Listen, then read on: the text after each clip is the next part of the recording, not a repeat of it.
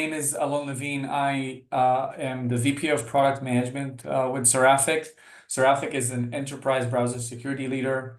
Um, and I'll just kick off and talk a little bit about how browser risks affect higher education, K-12, and other education institutes. So I'll start with the reality, right? Browser is really the endpoint today for everything that is related to education in specific, but not only education, anything that is related to business applications. It's all consumed today through the browser. The browser is the new endpoint. It's what led to this basically was the shift to SaaS, the hybrid work, especially after COVID, and it has become also the gate to at least the primary gateway for AI applications. Now, while that has happened over the last few years, we're still seeing that existing solutions like EDR, XDR, SSE do not provide the necessary capabilities and visibility into things happening within the browser, which basically leaves the door open for attackers, for adversaries, and for other internal risks to put organization in risk, whether education or other. So there are a couple examples, not an exhaustive list by any means, but some examples of browser-based risk in modern enterprise, and specifically when we talk about education institutes. So I'll obviously start with generative AI in education. Generative AI is everywhere these days, especially useful in different education appliances. When we talk about phishing and social engineering, again, these are the most common attacks that we're seeing today, and all across different organizations, different types of users. BYOD, shared device risks, is something that is very relevant to education systems, where we have different stakeholders, some using their either institute specific device, or they're using a personal device or a device that is shared between different institutes. There are also exposures to malicious websites, as Ron mentioned, a couple of examples, the use of risky or overly permissive extensions, and the exposure to inappropriate content through the browser.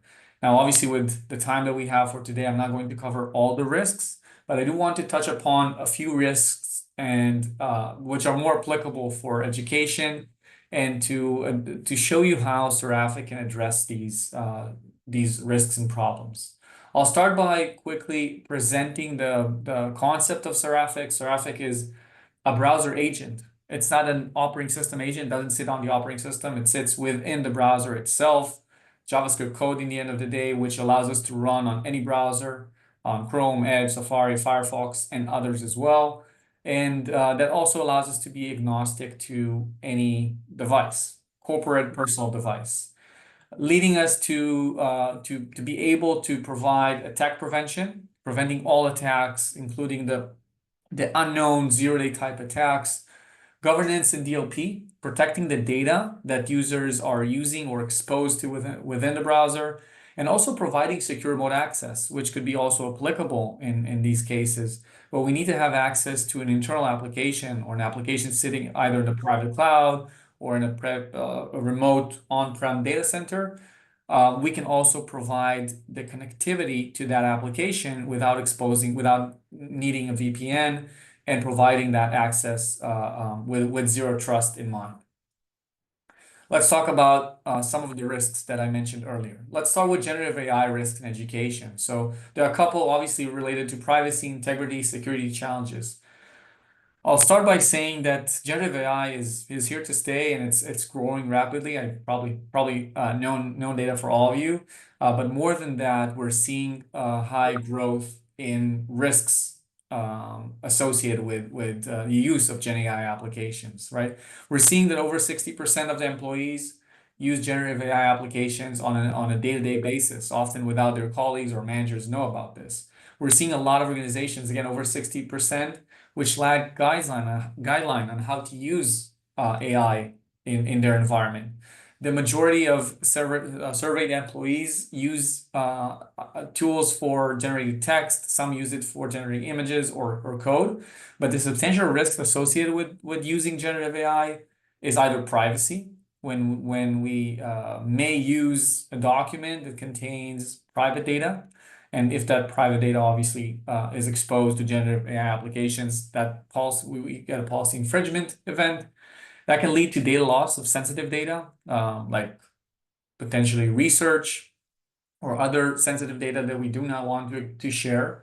And that can also lead to the use of shadow AI, which basically means that users are using AI in a way that we don't have any visibility or control over, which the risks are basically could lead to both of what we just talked about, but others as well, when we don't have the visibility and we don't know what the users are doing when they're using AI.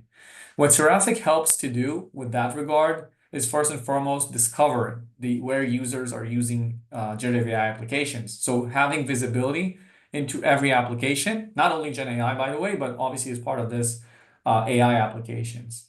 We can limit the exposure to sensitive data. So we know what sensitive data is. We can restrict or allow, depending on who the user is, on what device they're using, on what network they're connecting, what exposure should they have to sensitive data.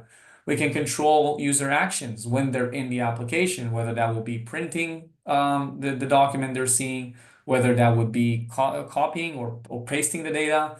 We can decide which users get access to which applications. So we have access control.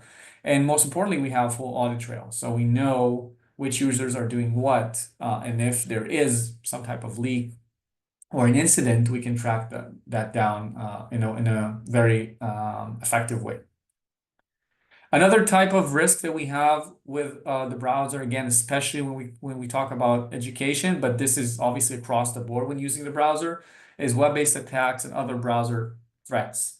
And what I mean by this is basically phishing or malicious JavaScript or browser exploitation or any other malicious code that we get exposed to through the browser. And unfortunately, a lot of malicious code is now exposable or getting into our organizations through the browsers. In the last few years, close to 90% of the attacks, this is crazy. The numbers are so high, are starting with phishing as a first step of infiltration into the organization. Nearly 30% of the malware are delivered through web-based attacks, particularly JavaScript exploits. And over 60% of the organization have experienced some type of browser-based attack in the past year. Again, these numbers are just ecstatic. It doesn't really make a lot of sense these days, right? We're 2024, 30 years after the browsers have actually come to life, and we're still seeing so many different attack types and attacks starting from the browser. So the substantial risks that we have are browser exploits, phishing, which I believe is the most common one these days, and identity theft, which can happen in different ways, both in terms of stealing session tokens, but that can also be stealing the user credentials or having the user use his credentials, even unintentionally using his credentials over and over again in different applications, and by utilizing credential stuffing attacks, stealing the identity of that user.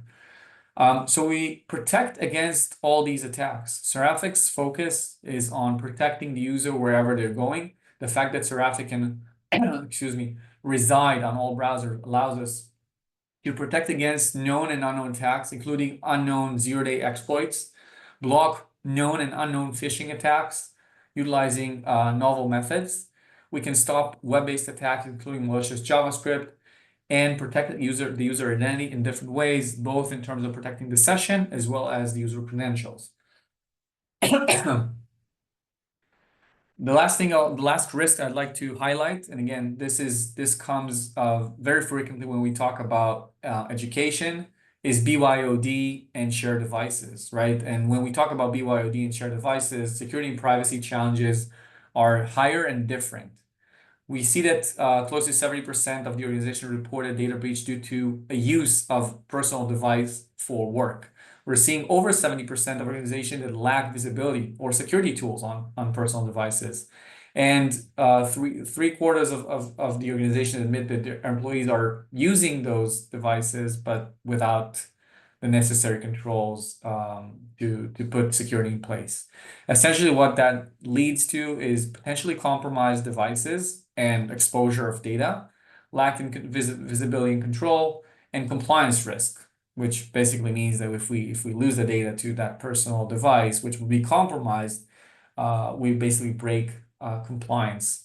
Again, with Seraphic, that changes. With Seraphic, we have browser-based protection. We have a dedicated browser session to protect anything that the user is accessing through that browser. While we do this while maintaining the privacy of the user, will they still be able to use their regular day-to-day Chrome, Edge, or whatever other browser they like to use. We can have them use a protected browser, so that will be still Chrome, Edge, or other, but that will be with Seraphic, and then they can access their corporate data, their corporate applications, and they will do this in a secure way. So we both secure their access to the web application, and we also secure their interaction while they're in the application, ensuring that there's no data leak and ensuring we have full audit trail again. And we do this in a way that is very seamless and easy to use from an end user perspective. In terms of, we're closing it off a little bit. So in terms of why Seraphic, why this is a different approach, why is the right approach to address problems, and again, especially when it comes to the problems that we just talked about, which of higher priority, I assume, in education. We're not solving, first of all, we're not solving only these problems. We're solving all the problems that are exposed through the browser, which we talked about Gen AI, we talked about security, we talked about BYOD, but there are much more other problems that are exposed through the browser. So we're not just covering those, we're covering all security and governance risks and issues in the browser. The only place that it could be done is in the browser. And the fact that Seraphic is a JavaScript agent sitting within the browser, allowing us visibility into everything that happens within the session with full context is the way to do this, is the way to have the capabilities that I just discussed to protect the corporate data and users. We do all this, and the most important thing, we do this while maintaining seamless end user experience, right? If we would do this and we break the end user experience, the user would not be able to work. That won't be of any work. But the fact that we do this without changing the end user experience at all, the user experience stays on the same, they're using the same browser, they don't have any performance degradation, their day-to-day experience does not change, they don't go through some cloud proxy for this, everything happens locally on their browser like it was before. It's a critical value for what Seraphic provides. User-friendly management. The management allows us basically to decide which scenarios, in a granular way, which scenarios should be protected in what way, which users, and under which circumstances, right? Under connecting with which devices, connecting to which website, and so on and so forth. And lastly, frictionless deployment. Users don't need to do anything really. It's seamless from an end user perspective. It's a policy-based deployment, so the user just gets Seraphic on their browser without having to do anything. And in most cases, they don't even notice they have Seraphic because the end user experience doesn't change as long as they don't violate the corporate policy or the policy that was defined for them.